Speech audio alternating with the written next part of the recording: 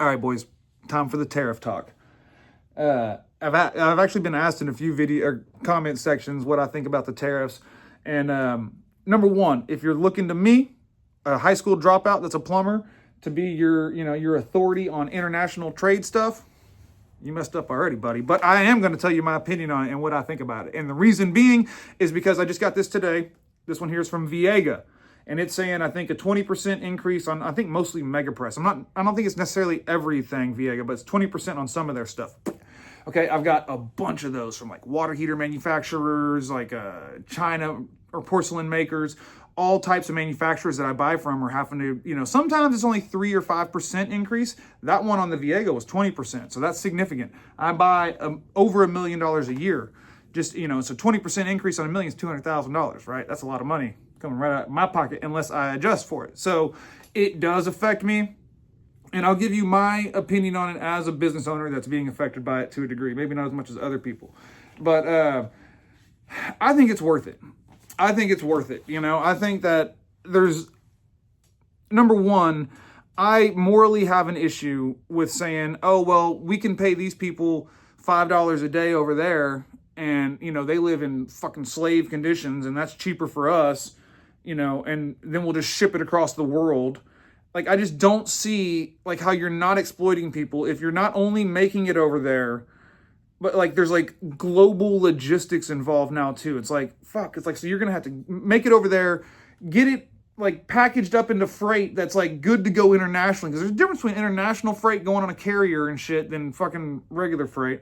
But get it all packaged up, get it on a big carrier, and then come all the way across the country, and then get, debarked or whatever they do to it once it's here, and then go through the national logistics in our country, and it's still cheaper. Well, then you're fucking exploiting people. There's just no way, right? There's no way. And like, I'm not okay with it. Like, I personally, if it's up to me, if tomatoes got to be expensive for me to pay somebody a living wage to pick the fucking tomatoes, then the tomatoes got to be expensive. There's no two ways about it. Like, everything that every job needs to be paid a living wage, in my opinion. Like, and if there's a lot of business owners that feel the same way, but there's a lot of corporations and shit that want to ship everything they can overseas and add all that extra bullshit. And they also want to talk about global warming. Fuck you. You're like literally advocating for shipping shit around the world that don't, and it's bullshit they want to ship. It's Chinese trinkets. It's Temu fucking bullshit. Who cares, right?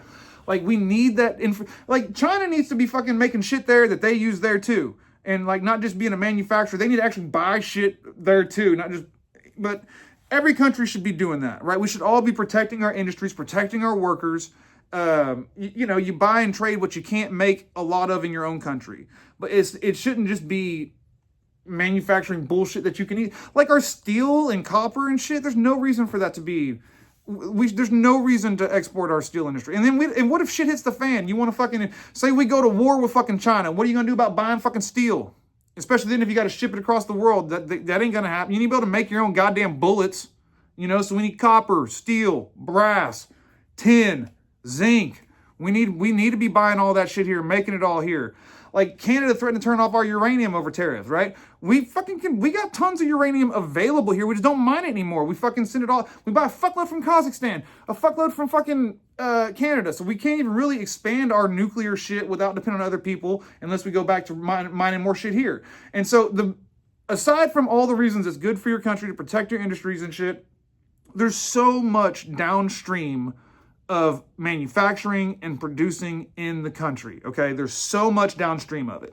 And as an example, I'd like to refer people to like when AOC, Alexandria Ocasio-Cortez, the young firebrand congresswoman from New York's district that she unseated Joe Crowley at like 31 years old. So, a lot of people don't like her. I don't really care for her too much. I don't think she's a crook, but what she did was impressive. But she was part of a lobbying campaign that stopped Amazon from getting a tax break to build a big corporate office in her district. She wanted it there, but she didn't want to give them a tax break. She was like, fuck you pay taxes like everybody else. And Amazon wound up talking to, I think, Crystal City, Virginia, I think is where they went.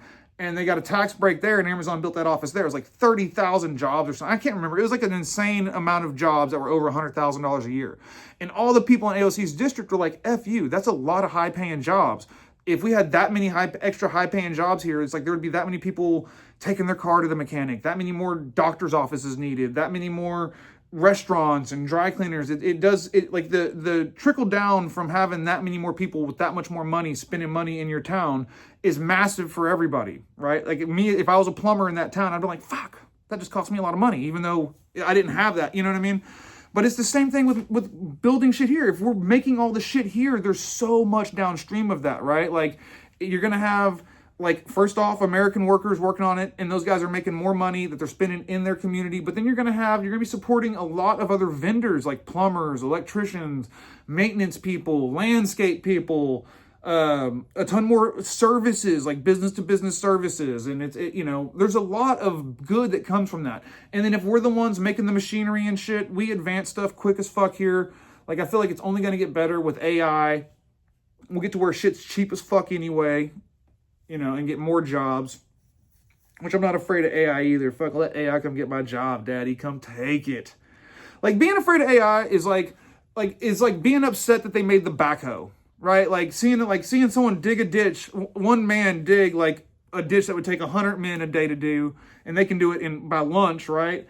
And then being like, oh, that's taking people's jobs away. It's like, fucking who wants to fucking dig this ditch if we got a machine? Why would you? Like, if AI can do your job, you should want it to do your job. Why would you want to do something meaningless, right? Like, if we can just go bing, bong, boom, take this order across the country in this truck, why the fuck would you want to sit behind the truck if there's no point to it no more, right? Like, if AI can just do the plumbing, I'm happy to let it fucking do it. And shit'll get cheaper. And as with always, like right now, we have more jobs available than we did before we had all the technology we have now. Like, as we get more technology, we actually get more jobs. And shit actually gets cheaper. Like, think of, like, dude, when I was like a fucking young man, TVs were expensive as shit. Like, it was like $300 for a fucking used fatback TV at the pawn shop. You know what I mean? Like, shit was expensive back then. Shit's way cheaper now because it's cheaper to make it. Like, people talk about, you hear that, and this is plumbing related, a lot of people bitch about or talk about, oh, there's so much less plumbers in the trade nowadays. There used to be this many plumbers, and now there's only this many. And it's like, yeah, but more plumbing gets done now than got done back then. No one ever brings that up when they talk about this shortage of people in the trades. That's a bullshit. It's a fallacy when people, oh, there's a shortage. No, there's not. We're more efficient. What used to take 5 guys a week now takes 2 guys 2 days. We're faster. Way faster, better technology, better equipment, better logistics, better everything. And so, in actuality, plumbing's gotten cheaper. Plumbers make more money, and the price has actually gotten cheaper comparatively. It was still, fuckers were paying like $120 an hour for plumbers in fucking the 80s, dude. It's actually gotten cheaper if you actually do the math with inflation and stuff. So I think the downstream effects of getting our manufacturing back here are worth the growing pains right now. Like, I'll pay a little bit more for what I'm buying. I'll have to add it on to the customer. Yeah, we'll all have to pay a little bit more, but it's only short-lived, right? Because as soon as that industry gets back here, and we adapt, everything goes to, like, the free market. Like, you can't help but go, it's, someone's always going to undercut, right? If someone's making an 80% margin, there's going to be an asshole that wants to say, fuck that, I'll do it for 75. And there's going to be another asshole that's like, I'm fine with a 50% margin. Fuck those dudes. And then there's going to be, other people say, well, fuck, if I do it for any less than a 30% margin, I'm not going to stay in business. So 32%, that's the lowest I'll go. And it's going to average out like every other goddamn industry. And then we'll find creative solutions. We'll manufacture more. We'll create more. There'll be more people with jobs. And then everybody's buying more, hiring more waiters and waitresses and shit, and fucking more tips going around, and fucking more yards getting cut by services, more fucking housekeeping services popping up. It's just, the downstream effects of it are worth it, in my opinion. So, I don't give a fuck. Let them raise the fucking prices a little bit. We'll work it out. See y'all later.